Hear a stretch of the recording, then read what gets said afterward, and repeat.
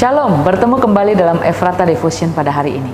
Mazmur 119 ayat 1 berkata, "Berbahagialah orang-orang yang hidupnya tidak bercela, yang hidup menurut Taurat Tuhan."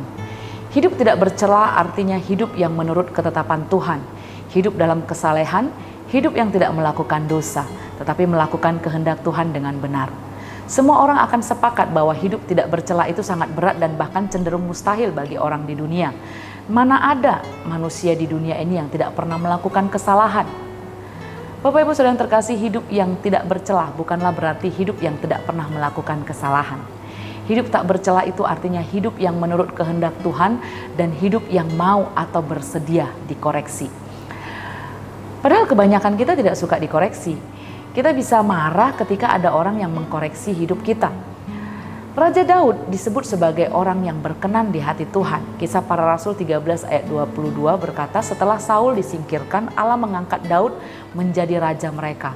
Tentang Daud, Allah telah mengatakan, "Aku telah mendapat Daud bin Isai, seorang yang berkenan di hatiku dan yang melakukan segala kehendakku." Apakah Daud tidak pernah melakukan kesalahan? Daud bahkan pernah jatuh ke dalam dosa yang sangat memalukan ketika ia jatuh dalam perzinahan dengan Batsheba, istri Uria orang Het. Namun ketika Nabi Nathan datang dan mengkoreksi perilakunya, Daud mau dikoreksi dan bertobat di 2 Samuel 11 ayat 1-27. Padahal pada saat itu Daud adalah orang paling berkuasa. Daud bisa saja memerintahkan semua orang tutup mulut, pasti semua akan menuruti perintah raja. Namun dalam Mazmur 51 ayat 5-6 Daud berkata, "Sebab aku sendiri sadar akan pelanggaranku. Aku senantiasa bergumul dengan dosaku. Terhadap engkau sajalah aku telah berdosa dan melakukan apa yang kau anggap jahat, supaya ternyata engkau adil dalam putusanmu, bersih dalam penghukumanmu." Daud merelakan dirinya dikoreksi agar bersih dan berkenan bagi Tuhan. Ia mau melakukan kehendak Tuhan, ia bisa jatuh, namun karena ia mau rendah hati dan mau dikoreksi, maka ia disebut sebagai orang yang berkenan bagi Tuhan. Tidak seperti Saul yang menyalahkan orang dan keadaan ketika ditegur, ketika telah melakukan kesalahan, dan itu membuat Tuhan kemudian menolak Saul. Bagaimana dengan kita? Kiranya kita juga mau merelakan diri kita dikoreksi oleh firman Tuhan atau orang lain agar kita juga bisa menjadi orang yang berkenan di hadapan Tuhan. Firman Tuhan kita taati dan rela dikoreksi ketika melakukan kesalahan, segera bertobat, maka kita akan menjadi orang yang berkenan di hati Tuhan. Mari kita berdoa.